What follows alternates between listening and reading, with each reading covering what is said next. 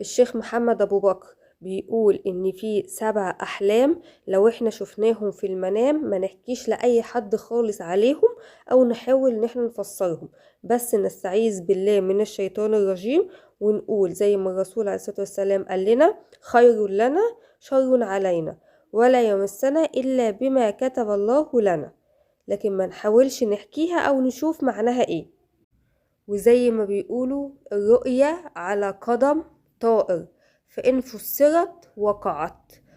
طيب، أول حلم: لو واحد ميت، هو ميت حقيقي، وجالك في الحلم بياخدك أو بياخد حاجة غالية من عندك، بياخد مثلا ذهب، فلوس، خد الحاجة دي وراح رماها في البحر. اوعى تفكر تفسر الحلم ده أو تحكي لحد.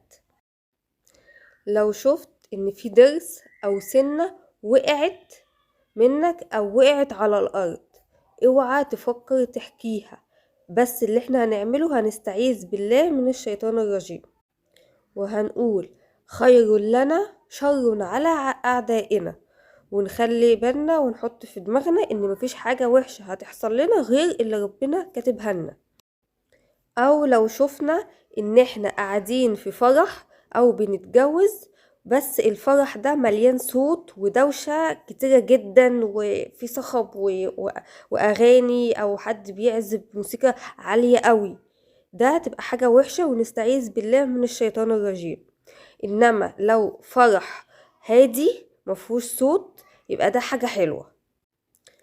لو لقيت ان انت فقدت شخص عزيز او فقدت حاجة عزيزة، حاجة غالية عليك، وقعدت تدور عليها في كل مكان وما لقيتهاش، لو شفت حاجة زي كده اوعى تحكيها لحد ولا تحاول تفسرها. الرؤية الخامسة: لو انت شفت في المنام ان انت كان معاك اكل وشرب، بس الاكل ده او الشرب ده خلص منك وقعدت تدور وما لقيتش غيره، دي برضو حاجة اوعى تحكيها لحد. الرؤية الخامسة: لو انت شفت في المنام ان انت كان معاك اكل وشرب، بس الاكل ده او الشرب ده خلص منك وقعدت تدور وما لقيتش غيره، دي برضو حاجة اوعى تحكيها لحد.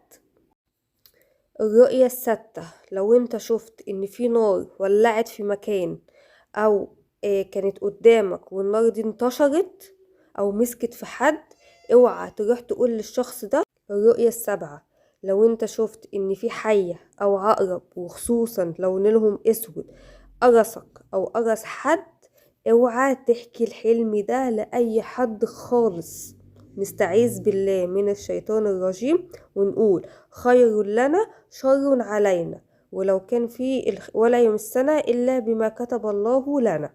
ده بس اللي احنا هنقوله، لكن ما نبحثش في تفسير الأحلام دي ولا نحكيها لأي حد خالص.